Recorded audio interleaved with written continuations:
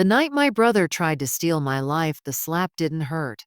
Not at first. What hurt was the sound, that sharp crack that echoed through the estate like a gunshot. Like the walls themselves were shocked someone finally said it out loud. Because my brother didn't slap me out of anger. He slapped me because he thought I was owned. Sign it, Harper. That was his voice. Calm, certain, almost bored. Like I was an employee refusing to clock out. I tasted blood in my mouth and looked down at the paper on the table. The deed transfer, a trust amendment, a stack of legal documents thick enough to suffocate a person. And on top of it all was a pen. Not just any pen. A black pen with gold trim, placed perfectly in front of me like a weapon waiting to be picked up. My brother Grayson Whitmore leaned forward from the opposite side of the mahogany table and repeated it, slower this time. Harper, sign it. The storm outside roared louder, shaking the windows of the Whitmore estate. Lightning flashed, and for a split second in that bright white flash I saw him the way he truly was. Not my brother, not family, not even human, just a man staring at a vault. And I was the combination. My hands were trembling, but my voice didn't. No, that single word changed everything. The room froze. Our mother's diamond earrings glinted like tiny blades as she turned her head toward me.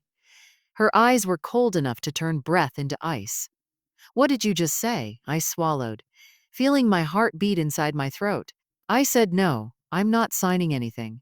Grayson didn't react at first. He just stared, like he couldn't process the idea that I had free will. Then his mouth curved into the smallest smile. A smile that wasn't amused, it was dangerous. Harper, he said softly, don't embarrass yourself. This isn't the moment to act brave. Act brave. As if my whole life hadn't been an endurance test. As if I hadn't been swallowing silence for years just to survive in this house. And then, my mother stood up so fast, her chair scraped against the floor. She didn't yell. She didn't plead. She didn't even look disappointed. She looked disgusted. She looked disgusted, like I was a stain on white silk. You are nothing without this family, she hissed. Sign the document and stop pretending you're important. My breath shook, but I didn't drop my eyes. I'm not pretending, I said, and that's when Grayson slapped me. Hard. The impact snapped my head sideways. A burning wave spread across my cheek. The taste of iron flooded my tongue, and still nobody moved to stop him. Not the lawyer, not the family assistant standing near the door, not the 2 private security guards posted at the edge of the library like statues. Because this wasn't a family meeting. This was an execution. And they all came here to watch me die. How did it get this bad? To understand why my brother felt confident enough to hit me in front of everyone, you need to understand the last 2 years of my life. Because 2 years ago, I wasn't sitting in a mansion being bullied by a man in a designer suit. 2 years ago, I was sleeping on a hospital recliner next to my father's bed. My father was Elliot Whitmore, the man the world called America's quiet titan. He owned shipping ports, tech investments, property developments. He was one of those men who never raised his voice, never smiled too wide, never showed weakness. But behind closed doors, he was the only person in this mansion who ever looked at me like I mattered. And then the dementia started. At first, it was small things. He forgot the date. He called me by my mother's name. He forgot where he placed his watch. Then it got worse. One night, he stared at me like a stranger and whispered, "Who are you?" I laughed like it didn't destroy me. I said, "Dad, it's me, Harper." But his face stayed blank. And then he cried. A grown man, once worth hundreds of millions, sobbing like a lost child. And do you know who was there? Me. Not Grayson, not Mom, not the people who posted Father's picture on charity gala pamphlets and called him inspiring. Just me. For 2 years I fed him. I bathed him. I paid staff. I handled the estate's complicated paperwork. I became a nurse, a manager, a daughter, and a ghost. Meanwhile, Grayson was in Miami, building business connections. Mom was in Aspen, decompressing from the stress. Stress! They weren't stressed. They were waiting. They were waiting. Like wolves pacing beyond a fence, waiting for the old lion to fall. And when my father finally died 3 weeks ago, they arrived in black clothes and empty eyes, acting like grief was a role they were paid to play. My mother walked into the foyer and immediately wrinkled her nose. "God, it smells like sickness," she muttered. Grayson didn't hug me, didn't ask how I was doing. He walked past my father's portrait and said, "So where's the lawyer? Let's get this over with." That's when I knew. They didn't come to mourn, they came to collect. The Whitmore estate, a beautiful prison. The Whitmore estate wasn't just a house, it was a kingdom, a monstrous property tucked behind iron gates outside of Greenwich, Connecticut, where the rich hid their sins behind stone walls and manicured hedges. It had a private lake, a greenhouse, marble hallways that echoed every footstep like a warning, a library bigger than most people's homes, and most importantly, it had a legacy. A legacy my brother believed belonged to him, because Grayson was the golden child, the heir, the future CEO, the pride of the Whitmore name. And me? I was the quiet one, the useful one, the obedient one, the daughter who never demanded anything. Growing up, Grayson took what he wanted: my toys, my birthday gifts, my mother's attention, my father's patience. And every time I tried to speak up, I was reminded of my role in this family. Harper, don't start. Harper, stop being dramatic. Harper, you're lucky to live here. Lucky. Like I hadn't been born into this family. Like I had been rescued. Like I owed them for existing. And that's what made this moment in the library so surreal. Because for the first time in my life, I wasn't being quiet. I wasn't folding. I was staring at my brother and thinking one terrifying thought: he's going to ruin me if I don't stop him tonight. The document that would erase me, I stared down at the papers again. The top page said, "Final transfer of trust control." Under that, "Beneficiary, Grayson Whitmore." Under that, in smaller text, "Current administrator acknowledges voluntary surrender." Voluntary surrender. That's what they called it. That's what they called it. Like I was handing over a scarf. Not my father's life work, not my home, not the fortune he built, just surrender. My mother leaned down close to my ear. Her perfume was sharp and expensive. She whispered, "You will sign, Harper, or you will lose everything. You'll be thrown out and forgotten. Nobody will side with you. Nobody will believe you." Her words weren't a threat, they were a promise. Because my mother didn't love me, she tolerated me. She loved the family name, and Grayson was the name. I looked up at the lawyer, Mr. Callahan, the Whitmore family attorney. He was sitting stiffly, hands clasped, not speaking. His face was unreadable, which was odd, because Callahan had been my father's shadow for decades. He knew everything. Or at least, I thought he did. "Mr. Callahan," I said quietly, "what is this?" Grayson answered for him. "It's called reality. You're not built for wealth, Harper. You don't even like attention." "I don't like parasites either," I said. Grayson's eyes narrowed. My mother's lips parted in shock. And then Grayson exhaled, slow and amused, like I was entertaining him. He leaned forward and said, "You think you're clever? You think you're going to stop me? You wouldn't last a week without Whitmore money." Silence followed. But it wasn't empty, it was heavy, because I felt something in the room shift. Something wrong, something too rehearsed, too controlled. This wasn't a discussion. They weren't trying to convince me, they were trying to force me. Which meant they were afraid I had power. And if they were afraid, I needed to know why. The one thing they didn't expect. Grayson stood, walked behind me, and placed both hands on the back of my chair, like he owned me. His voice lowered. "You have one job tonight, Harper. Don't make this difficult." Then he spoke just loud enough for everyone to hear. "If you don't sign, we'll have you removed." Removed, not asked to leave. Removed, like trash. I felt my chest tighten, but then I heard it. A sound so small, so subtle, most people wouldn't notice. A breath. Not mine, not my mother's, not Grayson's. It came from Mr. Callahan. The lawyer's fingers had tightened around his briefcase, and for the first time that night, he looked uncomfortable. That's when I realized something. Mr. Callahan wasn't here to help them. He was here because he was trapped, because he knew something. And if I pushed hard enough, maybe I could break the script they wrote for me. I slowly turned my head toward him.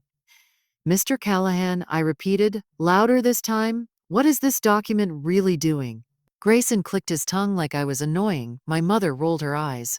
But Mr. Callahan didn't answer right away. He stared at the papers, then at my brother, then at me, and his voice came out quieter than I expected. "Harper." He paused, like he was choosing between his career and his conscience. Then he leaned forward just enough for his words to cut through the room like a blade, and he said, "Do you know who your father actually made the primary beneficiary?" the entire room went silent. Even the storm outside felt like it held its breath. My mother's face changed. It wasn't anger anymore. It wasn't contempt. It was panic. Real panic. Grayson's smile disappeared. "What are you talking about?" he snapped. Callahan didn't blink. He reached into his briefcase and pulled out a sealed envelope. Old, yellowed, worn at the edges. The kind of envelope that had been hidden for years. The kind of envelope that carried secrets people kill for. My hands started shaking again, but this time it wasn't fear. It was instinct. It was instinct because deep down, I knew whatever was inside that envelope was the reason my family had treated me like I was disposable, and it was the reason Grayson was trying so hard to control the estate before anyone else spoke. Callahan placed the envelope on the table in front of me, right beside the pen. And he said, "This was written by your father 6 months before he died, and he instructed me to give it to you only if your brother ever tried to force your signature." Grayson slammed his hand on the table. "No." My mother's voice came out sharp, almost cracked. "Callahan, you don't understand, but the lawyer did understand. That's why he was shaking. That's why he looked like a man finally stepping out of a burning building." He stared straight at Grayson and said, "I understand perfectly." Then he looked at me. "Harper, open it." My fingers hovered over the envelope. My heart was pounding so hard I could barely breathe, because in that moment I realized something terrifying. My brother wasn't trying to steal my fortune. He was trying to steal the truth, and the truth was sitting right in front of me, sealed in paper. Waiting, the cliffhanger that changed everything. I touched the envelope. Grayson moved like lightning, stepping forward, reaching for it, but one of the security guards shifted, blocking him. That's when Grayson froze. He looked at the guard, confused. "You work for me," he said coldly. The guard didn't move. Callahan spoke calmly. "They work for the estate." Grayson's jaw clenched, and for the first time in my life, I saw fear in my brother's eyes. Not fear of losing money, fear of losing control. My mother's hands were trembling now. She whispered, almost like she was begging, "Harper, don't." I looked at her, and I almost laughed, because she had never begged me for anything before. She had never asked me gently. She had never cared what I wanted. So why now? Why was she suddenly afraid of me opening a letter? I slid my finger under the seal and ripped it open. The paper inside was folded neatly, creased like it had been opened before, and refolded with guilt. I unfolded it. Callahan watched me like he couldn't look away. Grayson's breathing went shallow. My mother's lips parted, her eyes shining like she might faint, and the first line of my father's handwriting hit me like a punch to the chest. "Harper, if you're reading this, it means Grayson has done exactly what I always feared." My throat closed, my eyes burned, and I realized my father knew. He knew Grayson would come for me. He knew they'd try to erase me. He knew they'd betray me. The next line made my blood run cold. "There is something about your brother that you don't know, and it will explain everything." I looked up slowly. Grayson's face was pale. My mother looked like she'd seen a ghost. The storm outside crashed louder, and the lights flickered just once. Like the house itself was warning me, because whatever truth was coming next was going to destroy this family forever. Don't forget to like plus subscribe to Stories Untold, because next part is where Harper finds out exactly why Grayson is desperate to steal her fortune, and what her father hid inside the trust. The paper shook in my hands, not because I was weak, but because my father's handwriting, his real handwriting, felt like his voice reached through the grave and grabbed my shoulders. I swallowed, forced my lungs to work, and read the next line again just to be sure my eyes weren't lying. "There is something about your brother that you don't know, and it will explain everything." A sound escaped my mother, something between a gasp and a choked whimper. Grayson didn't speak. He didn't have to. His face said everything. He looked like someone had just cracked open his skull and poured ice water down his spine. The storm rattled the windows like fists pounding to get inside. And the room, this grand gilded library full of old books and old money, suddenly felt too small to hold the truth that was crawling its way out. Mr. Callahan stayed seated, hands folded, like he'd already accepted the consequences of what he'd done. But the guards were watching Grayson now. Not me, not my mother, him. That alone told me everything I needed to know. I read on. The letter Harper, if you're reading this, I'm gone, or worse, I'm not myself anymore. I need you to listen carefully. My throat tightened so hard it hurt. Because that second part? Or worse, I'm not myself anymore. That was my father admitting what I lived through for 2 years, the slow death of a man while his body kept breathing. My eyes stung, but I refused to cry. Not in front of them, not tonight. I made you the administrator of the Whitmore Trust for a reason. Not because you're my daughter, not because you're kind, but because you're the only one in this house who can survive the truth. My breath caught. I glanced up at Grayson. He stood perfectly still, but his hands were clenched at his sides, like he was holding himself back from something violent. My mother took a slow step forward. Harper, she whispered. Her voice was different, softer, almost human. I didn't answer her. I didn't owe her anything. Instead, I kept reading. Grayson is not what he thinks he is. That line made Grayson finally snap. Stop reading that, he barked, slamming his fist into the table so hard the pen bounced. The guards shifted again. Callahan's voice didn't rise, but it cut through Grayson like a blade. Sit down, Grayson. Grayson's head whipped toward him. What did you just say to me? Callahan didn't flinch. I said sit down. My brother's eyes widened, just slightly, because Grayson was used to people obeying him. He wasn't used to resistance. Not from staff. Not from lawyers, not from anyone, not from anyone. But Callahan didn't even look afraid. He looked like a man who'd spent 20 years choking on secrets and decided tonight was the night he finally spit them out. Grayson's gaze moved to the guards again, then to my mother, then back to me. His jaw ticked like something inside him was grinding itself to dust. He didn't sit, but he didn't move closer either.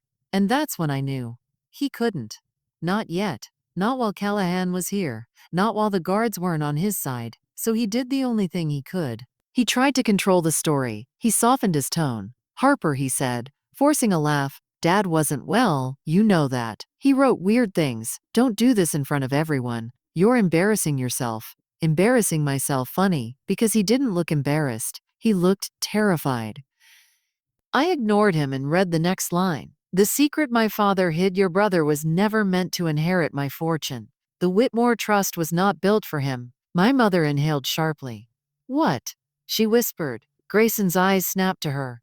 Mom, don't, but she wasn't looking at him. She was looking at me.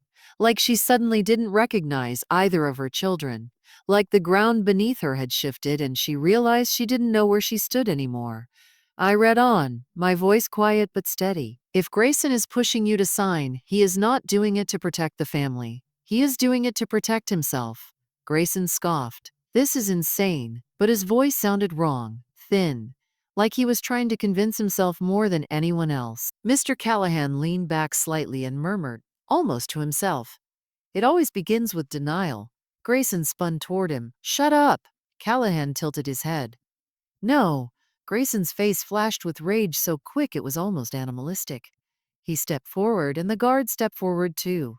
Blocking him, Grayson froze again. And this time I noticed something else. His eyes flickered, not toward me, but toward the exit, the doors, the hallway beyond it, like he was calculating how fast he could get out if everything went wrong.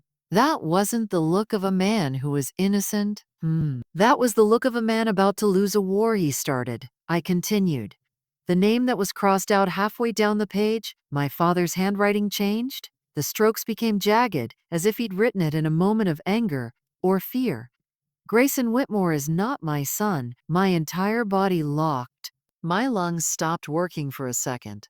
The world tilted like the floor had dropped a few inches. My mother made a broken sound and grabbed the back of a chair to steady herself. No, she whispered, barely audible. Grayson didn't move. But the color drained out of his face like someone pulled a plug. Fun? He didn't even blink. He just stared at the paper like it was a loaded gun pointed straight at his forehead. I stared too. Because that line didn't just accuse Grayson. It accused my mother. It accused her whole life. And suddenly, her behavior made sense. The way she worshipped Grayson like he was divine. The way she treated me like I was a mistake. 'Cause maybe I wasn't the mistake. Maybe I was the proof of something she wanted buried. I read the next line with shaking lips. I discovered the truth years ago, and I kept it quiet for the sake of the family name. But the cost of silence became too high. Callahan exhaled, like he knew exactly what was coming.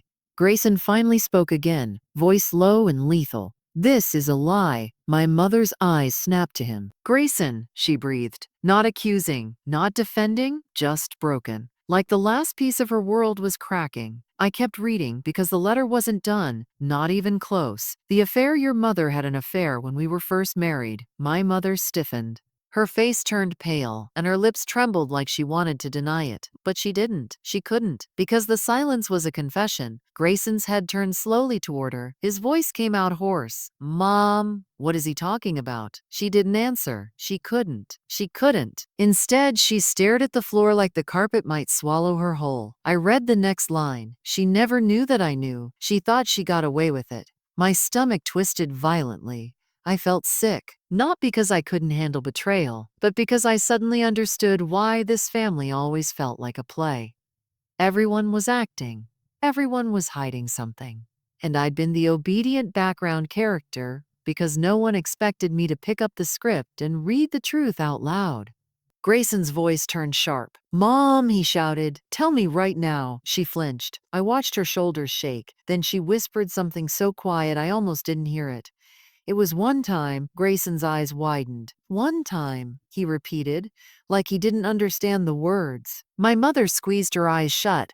"I was lonely," she said. "Your father worked constantly. He was never home, Grayson. He was never who?" Grayson exploded. "Who was it?" My mother swallowed so hard it looked painful. And then she said the name. "Thomas?" I blinked, because that name wasn't unfamiliar.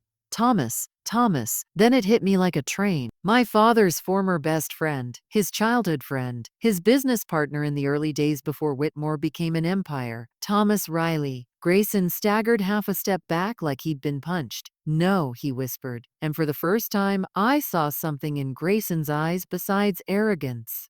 Pure devastation. Because Grayson wasn't just hearing he wasn't my father's biological son. He was hearing his entire identity was a lie. I should have felt sorry for him. I didn't. Not after what he tried to do to me. Not after the way he treated me like I was disposable. I kept reading. The true reason my brother wanted everything now. The next paragraph was worse, because it didn't just expose Grayson's birth. It explained why he was doing this now. Why he was pushing me, threatening me, hitting me. Why he needed control before I could breathe. Grayson knows the truth now. My eyes widened. Grayson's head snapped up. "What?" he choked. I read the next line out loud slowly, so it would poison the room. "He found the DNA report 2 months ago." My pulse pounded. My mouth went dry. Grayson's gaze flicked to my mother. Her face crumpled. I realized in that moment, my mother didn't just betray my father. She betrayed Grayson, too. She let him live his whole life wearing the Whitmore name like armor, without knowing it was built on a lie. And now he'd found out, and he didn't want the world to know.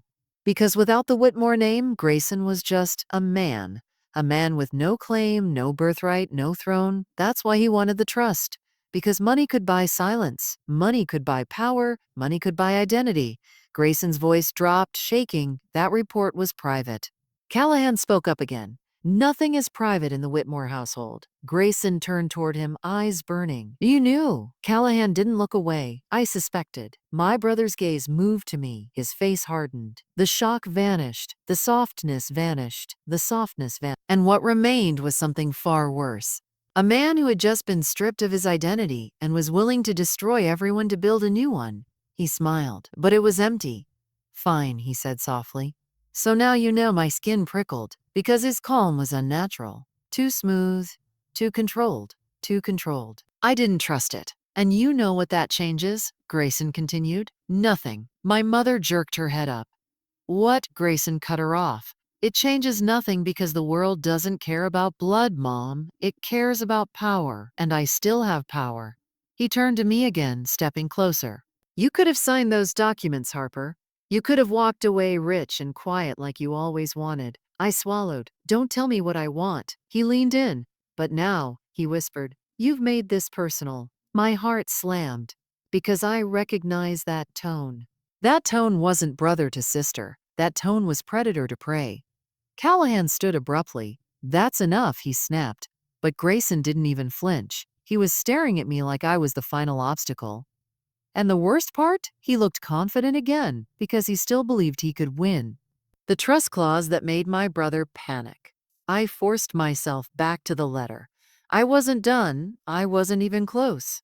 The next lines were written in my father's clearest handwriting, like he'd sobered up for them. Like he knew this part mattered the most. If Grayson ever attempts to take control through intimidation, manipulation, or force, the Whitmore Trust activates its final clause. I frowned. Final clause. Callahan's eyes sharpened. Even my mother looked confused. Grayson's face twitched, just once. But it was enough. But it was enough. Enough to tell me he knew what that clause was. And he didn't want me to read it. But I did anyway. I read it out loud. The trust will be automatically redirected to Harper Whitmore, fully and irrevocably, with immediate transfer of assets into her name alone. Silence. Pure silence. Then Grayson laughed. It wasn't happy. It wasn't even disbelief. It was the laugh of a man whose plan just got set on fire. And he realized he might have accidentally poured gasoline on himself. He took a slow breath. And then he said something that chilled my blood. So he really did it. My mouth went dry. He wasn't shocked. He wasn't outraged. He was impressed, like my father was a worthy opponent. Callahan nodded slightly. "Yes," Callahan said. "He did." Grayson's gaze narrowed. "And you waited until now to tell her because you wanted to watch me fall." Callahan didn't deny it. "I waited because Elliot told me to." Grayson's smile vanished again. He leaned forward. "You think this clause protects her?" he whispered. My spine tingled with warning. Grayson's voice dropped even lower. "It makes her a target." The room went cold, not just tense, cold, because I suddenly understood what Grayson was implying. Sodlin, he couldn't steal the fortune if I didn't sign, but if the fortune automatically transferred to me, then there was only one way left, to take it from me by removing me. I felt my stomach sink. And then Grayson's eyes moved toward the guards again. His lips parted slightly. His voice came out calm. Too calm. "Gentlemen," he said. The guards didn't respond, but Grayson didn't need their response. He wasn't giving an order. He was testing loyalty. "Do you know what happens when Harper takes control of the estate?" he continued. "She fires you. That's what she does. She replaces you. She replaces you. She cuts costs. She restructures." I stared at him. He was planting doubt. He was playing with fear. And the guards, one of them shifted just slightly. And that tiny shift sent panic straight through my chest. Because Grayson wasn't trying to overpower the room physically. He was doing it psychologically. Just like always. Callahan stood firm. "Stop," he said, voice sharp. "You're not taking control of anything." Grayson smiled at him. "Not through paperwork," he said softly. My blood turned to ice. Because I realized something horrifying. Grayson wasn't here to negotiate anymore. He was here to finish the job. He turned toward my mother. And for the first time, he looked at her like she was nothing. Like she was just an old coat he'd outgrown. "You lied to me," he said. My mother's lips trembled. "I did it to protect you," she whispered. Grayson's laugh was cruel. "You didn't protect me," he spat. "You built me on sand," my mother cried out. But Grayson didn't care. He turned back to me. "And you," he said, voice dripping venom. "You were always the favorite, weren't you?" I stared at him, stunned. "What?" He stepped closer. "Dad kept you close. He trusted you. He gave you everything. And I was the heir, only when it looked good on paper." My hands curled into fists. "I took care of him," I said, my voice shaking. "I stayed.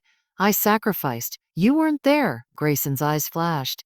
"You did it because you wanted the reward," he hissed. I flinched at that, because deep down a part of me feared he was right. Not that I wanted money, but that maybe I wanted proof I mattered. And my father giving me the trust, it was proof. Grayson leaned in close. "You want to know the truth," he whispered. I held my ground. He smiled. The moment I realized I wasn't his son, I stopped caring about being his heir. His voice got darker.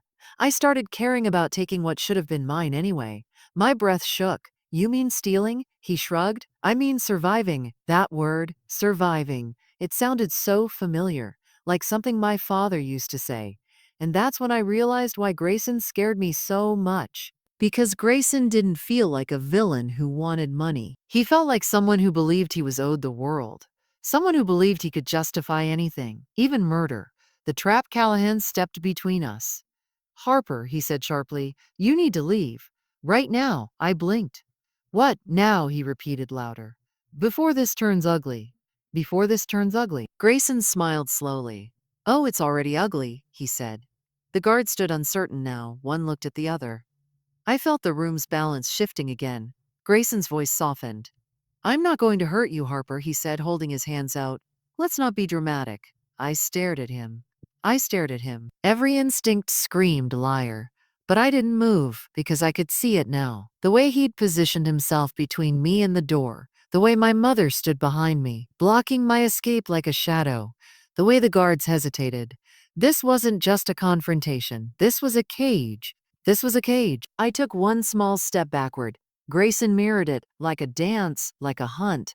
Callahan's voice cut through again, sharp as glass. Grayson, don't. Grayson's eyes flicked to him. And what are you going to do? He asked quietly. Call the police. Tell them what? That I'm not my father's son? He took another step toward me. My back hit the table. The envelope, the letter, the papers, everything was scattered in front of me like evidence at a crime scene. Grayson leaned in and whispered the most horrifying sentence of my life. Family problems don't go to court, Harper. I froze. He continued, they get buried. My vision tunneled. My heart slammed because I finally understood what my father meant when he wrote, you're the only one in this house who can survive the truth. He wasn't just talking about emotional survival. He meant physical. He meant literal survival. I looked at the guards again. One of them, tall, broad, with a clean-shaven jaw, met my eyes for a second. And I saw something there. Regret, fear. Like he didn't want to be part of what was about to happen. But he also didn't want to lose his job. That's how Grayson was going to win. Not by pulling a weapon. By making everyone else too afraid to stop him. My voice came out shaking but clear. Grayson, if you touch me, he smiled wider. What? He whispered. You'll do what? I couldn't answer. Because that was the worst part. I had no power at that moment. I had a letter, a trust clause, a truth. But none of those things could stop a man who had decided rules didn't apply. Grayson's hand moved, slowly, toward my wrist. I flinched.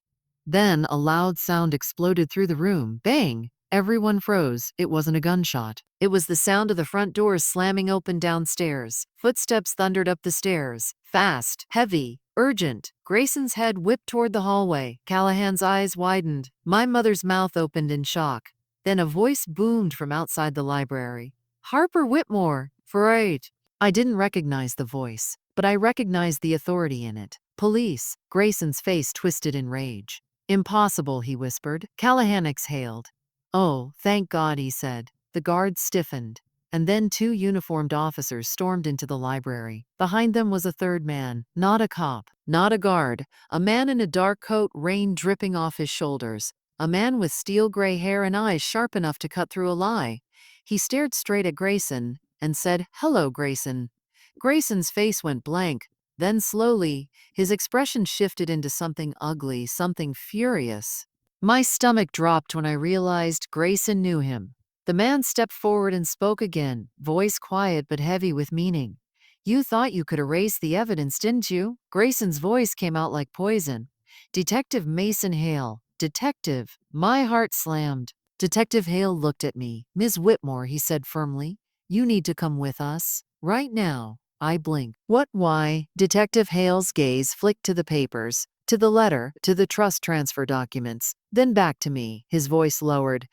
Because your brother isn't the only one who wants your fortune. My blood turned to ice. What do you mean? I whispered. Detective Hale stared at me like he didn't want to say the words, but had to. And then he said it. The Whitmore fortune isn't just money. He paused, his eyes sharpened. It's connected to a case we've been investigating for 15 years. Grayson's jaw clenched. My mother looked like she might faint. Callahan went pale, and Detective Hale's next words ended the night as I knew it. Your father didn't just leave you an inheritance, Harper. He stepped closer. He left you a target on your back. If you're ready for the final showdown, comment right now, where are you watching from? And don't forget to like plus subscribe to Stories Untold, because in next part, Harper learns what the Whitmore fortune is really hiding, and why Grayson would rather destroy her than let her keep it. Fire. The words "a target on your back" didn't feel real at first. They felt like something from a crime show, something that belonged on television, not in my father's library, inside my home, under the same chandelier where we hosted charity events and smiled for magazines. But Detective Mason Hale didn't say it like drama. He said it like a warning, like he'd already seen how this story ends, and he was trying to stop it from becoming my obituary. The two officers behind him stepped forward, their hands hovering near their holsters, not drawn, but ready. Ready for Grayson. My brother stood perfectly still, his face calm in that terrifying way that only truly dangerous people can manage. He looked like a man watching his own chessboard get flipped, and somehow, he still seemed amused. "That's dramatic, Detective," Grayson said smoothly. "A target?" Please, a Detective Hale didn't blink. "Grayson Whitmore," he said, voice low but sharp, "step away from your sister." Grayson glanced at me, then smiled like I'd personally betrayed him. "See, Harper," he murmured, "you've got yourself a whole rescue squad now." I couldn't speak. My throat felt glued shut, because everything about tonight had already shattered my reality. But this was worse. The idea that my father's fortune wasn't just money, but something connected to a 15-year case. That meant my father wasn't just a billionaire. He was a man with secrets heavy enough to bring police into his house in the middle of a storm. And suddenly I wondered, was my father really the hero I believed he was? Or did he build this empire on something rotten? Detective Hale stepped closer, eyes locked on me. "Ms. Whitmore," he said, "I need you to listen carefully. Your father tried to protect you, but his time ran out." My hands trembled at the sound of tried. Tried meant he failed. I swallowed. "What is this about?" I managed. Hale exhaled through his nose, like he hated having to do this in front of everyone. Then he said, "Your father was a witness." My heart slammed. "A witness? To what?" Grayson let out a soft laugh. "Oh, here we go," he muttered. But Hale didn't look at him. He looked at me. "To a financial pipeline," he continued, "that funded criminal operations through legitimate shipping routes. Ports, freight, containers." My stomach dropped. Shipping. That was Whitmore's foundation. That was the empire. So if Hale was right, then Whitmore money wasn't clean. Not all of it. I felt sick. "No," I whispered. "My dad wouldn't." Hale held up a hand. "Your father didn't start it," he said, "but he discovered it. And he made himself valuable enough to stay alive." My chest tightened. "What does that mean?" Hale's eyes sharpened. "It means he became an asset. It means he became an asset. A protected asset." My fingers went cold. Protected asset meant someone was always watching. Someone always knew where my father was, and now he was dead, which meant the protection was gone. Hale glanced toward Mr. Callahan. Callahan looked like he was about to collapse. Then Hale looked at my brother. "And it means Grayson has been trying to get control of the Whitmore Trust because the people tied to that pipeline believe the trust contains something else." I stared, breathless. "What else?" Hale's voice dropped. "Evidence." The entire room seemed to inhale at the same time. "Evidence? My father left evidence inside the trust? Not in the house, not in a safe, not in a file cabinet, but hidden in the trust itself. Like he planted a bomb inside his own fortune, waiting for someone to touch it." Grayson's smile vanished. "You don't know what you're talking about," he snapped. Hale's eyes cut to him like knives. "Oh, I do," Hale said. "Because your father called me months ago." My blood turned to ice. "Called him? My father never told me. Not once." I looked at Callahan. His expression was tortured. I looked at my mother. She looked like a woman trapped between fainting and screaming. And Grayson. Grayson looked like a man doing math in his head. Calculating options, escape routes, damage control, survival. Then Detective Hale said the sentence that flipped the entire night on its head. "Harper Whitmore isn't just inheriting money tonight," he said. He pointed at the letter in my hand. "She's inheriting a war." The first attempt, everything happened so fast after that, it felt unreal. The officer nearest the door moved slightly, adjusting his stance, and the library lights flickered again. Once, twice. Then the power cut. The room plunged into darkness. My mother screamed. Someone shouted, "Stay where you are." A crash echoed, glass shattering, and then a sharp sting hit my arm. Like a bee sting. My body jerked. I looked down and saw a tiny dart stuck in my sleeve. My blood went cold. A tranquilizer dart, a second sting hit my shoulder. I gasped. My knees buckled slightly. The officers turned on flashlights instantly, scanning the room. Detective Hale yelled, "Get her down! Get her down!" Hands grabbed me, Callahan and one of the guards pulling me behind the table. My vision blurred. The tranquilizer wasn't instant, but it was fast, too fast. Grayson's voice sliced through the chaos. "What the hell is going on?" He sounded offended. Like this wasn't part of his plan. And that's when I realized something terrifying. Someone else was here. Someone who wasn't family. Someone who didn't care about the trust clause. Someone who didn't care about my father's letter. Someone who only cared about one thing, getting to me first. Detective Hale barked into his radio. "Whitmore Estate, shots fired. Possible sedation darts. We need backup now." One of the officers rushed to the windows, flashlight cutting across rain. "Movement outside," he yelled. Two, no, three figures, another crash, a window shattered. Wind and rain burst into the library like a living creature. One of the guards shouted, "Down!" A masked figure climbed through the broken window. Black clothing, gloves, a weapon in his hand. Not a gun, something smaller, a dart launcher. I tried to move, but my limbs were turning heavy. My body didn't want to obey me, like I was slowly being dipped into wet concrete. Detective Hale stepped forward with his flashlight and gun drawn. "Drop it!" he roared. The masked man didn't hesitate. He fired. Hale dodged barely. The dart struck the wall behind him. Then the man lunged forward, moving fast, aiming straight for me. The guards moved. One tackled him. They slammed into the table, knocking papers everywhere. The letter flew from my hand. The trust documents scattered. The pen rolled onto the floor like a useless little symbol of how small paperwork is when violence shows up. Then another masked figure appeared in the window, and another. Three intruders, three professional attackers. This wasn't a robbery. This was an extraction. And suddenly Grayson was shouting too, backing away from the chaos. "Get them out! Get them out of here!" My head lulled slightly. I saw Detective Hale fighting, yelling commands. I saw my mother crouched behind a chair sobbing. I saw Callahan shielding the letter like it was a baby, and I saw Grayson not helping, not protecting me, not calling for an ambulance. No, Grayson was moving toward the door, toward the hallway, toward escape. He was leaving. And the last thing I heard clearly before the drug fully sank into my system was his voice. Not panicked, not terrified. Not terrified, just cold. Not my problem anymore. Then everything blurred, and the world went black. When I woke up, I wasn't in my home. My eyes opened slowly. My throat was dry like sandpaper. My head pounded like someone had taken a hammer to my skull. I tried to sit up and couldn't. My wrists were restrained. Not handcuffs, zip ties, tight, cutting into my skin. I blinked, forcing my eyes to focus. I was in a small room. Concrete walls, a single hanging light. No windows, no furniture except the metal chair I was tied to. And then I heard footsteps, slow, deliberate. Someone was taking their time. The door creaked open. A man stepped in, not masked.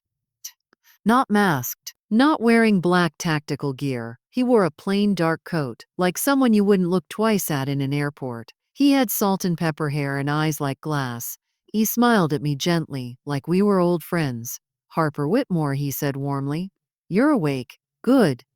My pulse spiked. "Who are you?" My voice croaked. He chuckled softly. "My name is Vincent Crow," he said, like it meant something. It did. The name rang like a bell in my memory. Crow Logistics, a competitor my father always called dangerous. I swallowed hard. You're Crow." Vincent nodded. "I'm impressed," he said. "I'm impressed," he said. "Most people your age don't pay attention to industry." I tugged at the ties. "What do you want?"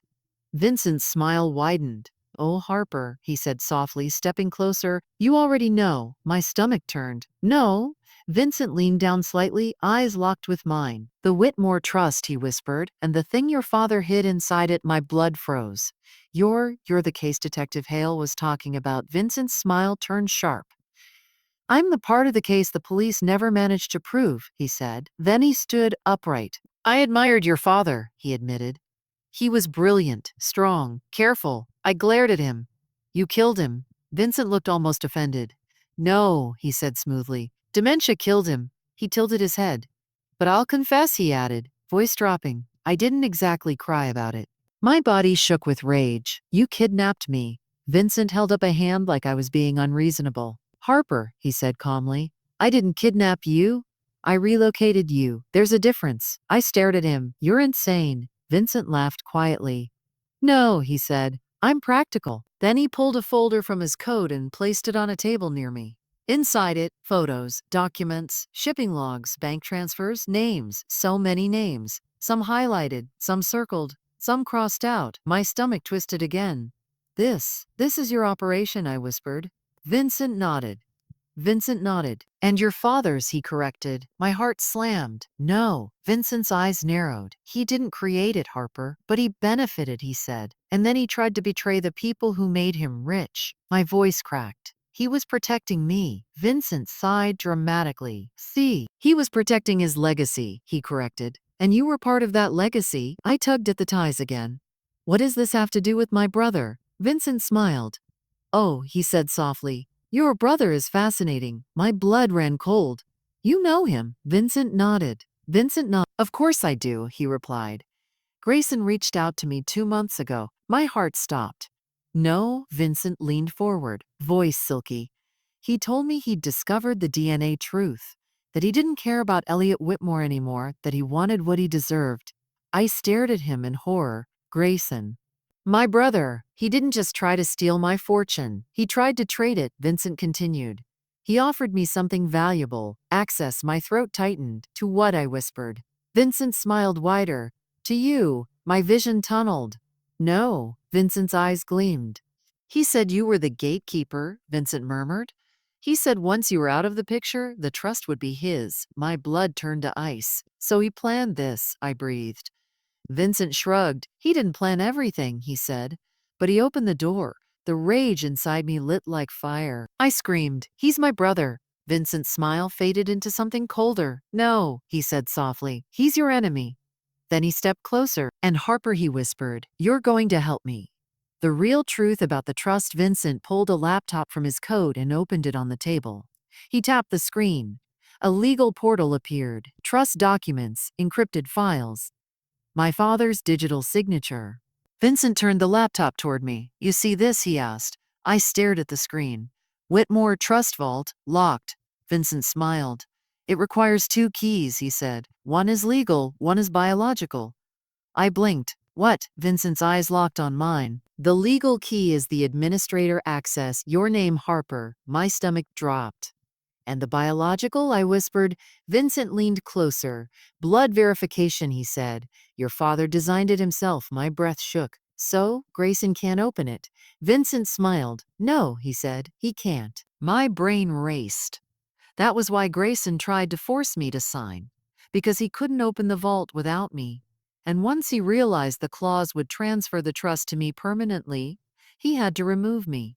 But instead of doing it alone, he brought in monsters like Vincent. Monsters who didn't care if I lived. Vincent's voice interrupted my thoughts. The vault contains everything, he said. Names, roots, accounts, recordings, confessions. He leaned in. And if it goes public, Harper, it doesn't just destroy me. My throat tightened. It destroys the whole empire. It destroys the whole empire. Vincent smiled like I finally understood. Yes, he whispered. And that includes you. I stared at him.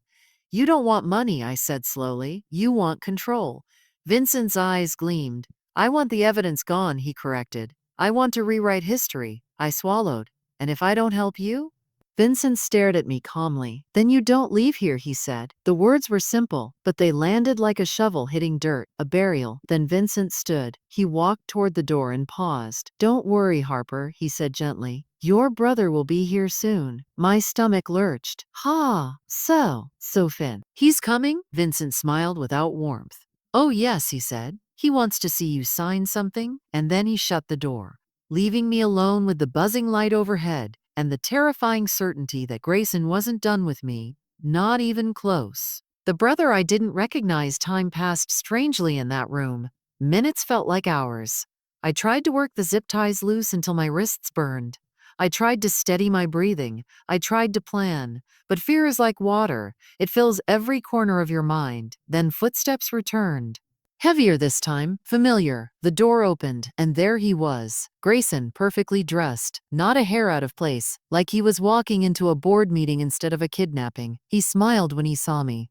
"Harper," he said warmly. "There you are." I stared at him, my whole body shaking with rage. My whole body shaking with rage. "You did this," I whispered. Grayson's smile remained. "I did what I had to," he said. I clenched my jaw. "You sold me?" Grayson stepped closer, hands in his pockets. "Don't be dramatic," he said softly. "You're alive." "For now," I screamed, thrashing against the ties. Grayson sighed like I was exhausting. Then he crouched down so we were eye level. And his eyes were empty. He said, "You have no idea what it feels like to have your entire identity ripped away." I spat at him. He didn't flinch. He wiped it off calmly.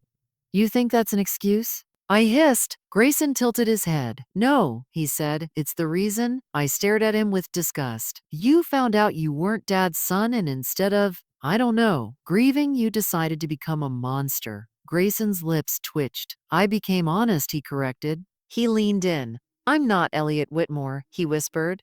"So I don't pretend to be noble." My throat tightened. "What do you want?" Grayson stood. He pulled a document from his coat and unfolded it. Even here in this concrete room, he had paperwork. He held it out toward me. "Sign," he said simply. I stared at it. "I can't even hold a pen," I snapped. Grayson smiled. "Oh, that's okay," he said. Then he turned and nodded toward the door. Two men entered. One carried a small medical kit. The other carried something that made my blood freeze, a fingerprint scanner. My voice cracked. "What is that?" Grayson stepped closer. "That," he said softly, "is how we open the vault." I struggled again, panic slamming into my ribs. "You can't do this," Grayson's voice lowered. "You think I'm asking," he whispered. The man with the medical kit grabbed my arm. I thrashed. "Stop." He held me down. A cold wipe brushed my finger. The scanner was pressed against my thumb. I screamed. Grayson watched like I was a glitch in a machine. Then the scanner beeped. Green light. Biometric accepted. The device chirped. My stomach dropped. Grayson smiled wider. "Thank you," he whispered. The laptop opened. The vault unlocked. Files appeared, so many files, and then a folder labeled Crow. Confession audio. Vincent Crow entered the room behind Grayson, eyes hungry. He leaned in toward the screen. "What's in there?" Vincent breathed. Grayson clicked it, and the audio file began to play. My father's voice filled the room. Not weak, not confused. Clear, steady, powerful. "If you're hearing this," my father said, "it means you took the bait." Grayson froze. Vincent's smile faltered. My father continued. "To Vincent Crow, congratulations.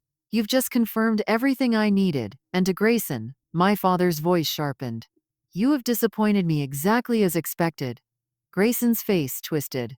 "What is this?" Vincent leaned closer, suddenly tense. My father's voice continued. "This vault is not an inheritance." A pause. "It is a trap." Vincent's eyes widened. What? Suddenly the laptop screen flashed. A countdown appeared. Data transfer initiated. 0:59. Vincent stepped back. "No," he hissed. "No, no, no." Grayson slammed keys. "What is happening?" The countdown continued. 0:52. 0:49. My father's voice played over it like a ghost with a smile. "If you access this vault without my authorization, the evidence is now being sent to federal servers." Vincent's face turned pale. "Shut it down," he barked. His men scrambled. Grayson looked at me. For the first time in his life, he looked scared. My father's voice came through again, calm as death. "Harper is the only person I trusted.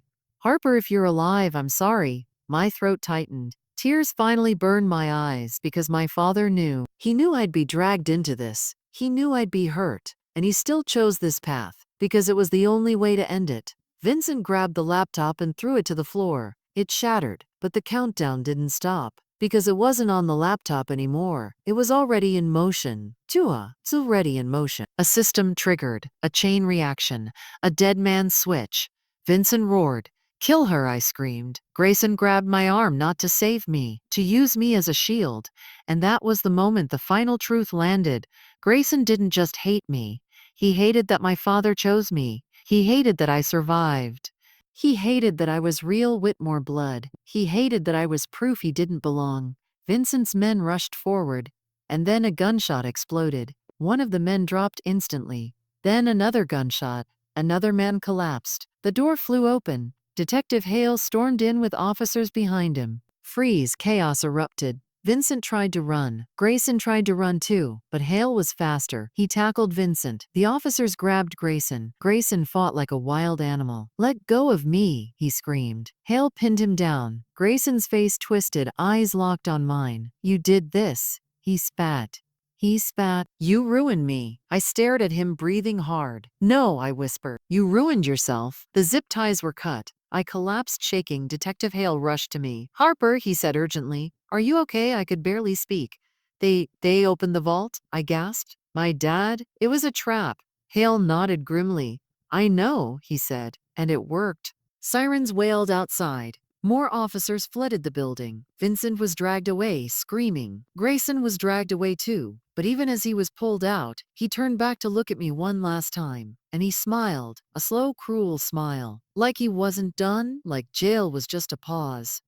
Like he still believed the Whitmore fortune was his. I shivered, because even with him in cuffs, I still didn't feel safe. The final twist: 2 days later, I stood in my father's study. The estate was quiet, too quiet. The kind of quiet that follows a storm after it destroys everything. Detective Hale visited me with an update. Vincent Crowe was arrested. Federal investigations were underway. The pipeline was exposed. My father's trap worked. But Grayson was different. Hale's face was unreadable. "What?" I asked. Hale hesitated, then handed me a document. I read it, and my blood went cold. Grayson Whitmore was released. Released? I choked. "How?" Hale's jaw tightened. "His lawyers moved fast," he said. "And someone paid faster." My heart slammed. "Someone paid? Who?" "My mother." That was the only answer. I looked at Hale. "You mean my mother?" "You mean my mother." Hale didn't deny it. "She said he's still her son," Hale said quietly. My stomach churned. I couldn't breathe. After everything, after the kidnapping, after the betrayal, after he sold me, she still chose him. I whispered, "So I'm alone?" Hale's eyes softened slightly. "No," he said. Then he reached into his coat and pulled out something small. An envelope, not like the one from Callahan. This one was fresh, white, new. He handed it to me carefully. "This arrived at the station this morning," he said. "No return address." My hands shook. I opened it. Inside was a single sheet of paper. One sentence typed in black ink. "You may have the money, Harper, but I know where the bodies are buried." My throat closed. Detective Hale stared at me. "Shh. We'll protect you," he promised. But I didn't believe him, because I knew Grayson. He didn't need money anymore. He didn't need the estate. He didn't need the trust. He just needed one thing: revenge. I folded the paper slowly, my hands trembling, and I realized the truth.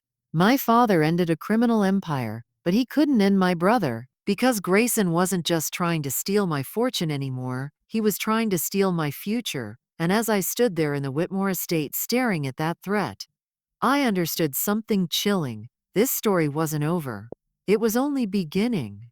If you made it all the way to the end, you're a real one. Comment below. Where are you watching from? And don't forget to like, plus subscribe to Stories Untold for more suspense stories that will keep you hooked till the last second.